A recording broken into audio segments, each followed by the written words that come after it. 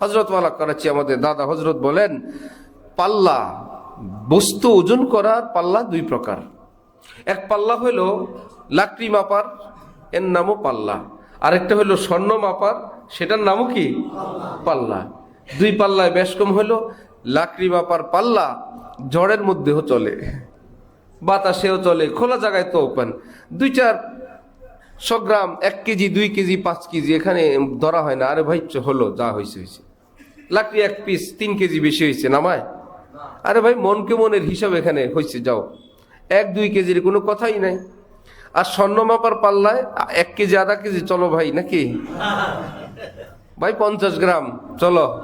ওরে বাবা রে, গ্রাম বাদ দেন, 1 গ্রাম এর নিচে আসতে থাকেন। রত্তি মত্তি বাদ দিয়ে চলে আসছে কিসে? পয়েন্ট একদম আরো।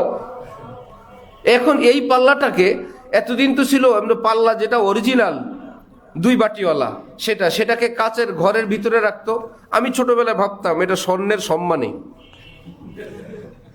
স্বর্ণ দামি জিনিস, তার সম্মানে তার পাল্লাটাকে একটা কাচের ভিতরে রাখা হয়। পরে বড় হওয়ার পর হযরতের বয়ান শুনে বুঝলাম সম্মানে না, এই উপরে ফ্যান চলে বা যিনি ওজন করবেন তার নিঃশ্বাসের ব্যাপার সেপার আছে। এই নিঃশ্বাসের বাতাসের টাচ লাগলেও এখানে একটু পয়েন্ট বেশ কম হয়ে যাওয়ার সম্ভাবনা আছে। পৃথিবীর সব কিছুর থেকে তাকে মুক্ত করে ভিতরে রাখতে হয়। এই জন্য ঠোক্কাটা লাঠি বাইরে থাকে, এটার মধ্যে টিপ দিলে পাল্লা ভিতরে উপরে উঠে। আচ্ছা, সেটা তো হলো এই। ডিজিটাল পাল্লায় তো আর কোনো সমস্যা নাই। ডিজিটাল পাল্লায় ওজন করতেও ফ্যান বন্ধ করে ওজন করে। ফ্যানের বাতাসের যেটা প্রেসার, ওই প্রেসারেও তার পয়েন্ট বেড়ে যাবে। এই জন্য ফ্যান বন্ধ করে ডিজিটাল পাল্লায়। তাহলে এই পাল্লাটা কি অনেক মোটা না অনেক সূক্ষ্ম? ভীষণ সূক্ষ্ম। দুটোটাই পাল্লা। এখানে অল্প কিছু ধরা পড়ে, এখানে পয়েন্ট ধরা পড়ে। এখানে গ্রামের তো আর কথাই নাই। ঠিক এমনি ভাবে দিল সকলের কাছে আছে, অন্তর সব মানুষের কাছে আছে। ভালো মন্দ সবাই বুঝে, কেউ মোটা মোটাগুলো বুঝে আর কেউ চিকন গুলো বুঝে।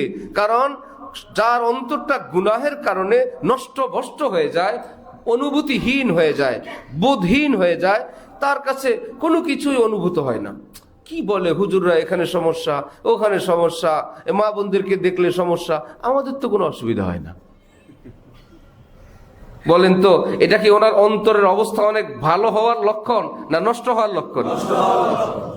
তোমার যা আছে ক্যালকুলেটর সব নষ্ট হয়ে গেছে।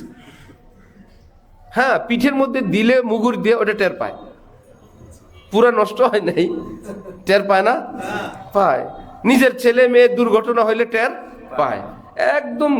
একদম শেষ হয় নাই, আছে। লাকড়ি মাপার পাল্লাও পাল্লা, ওজন হয়।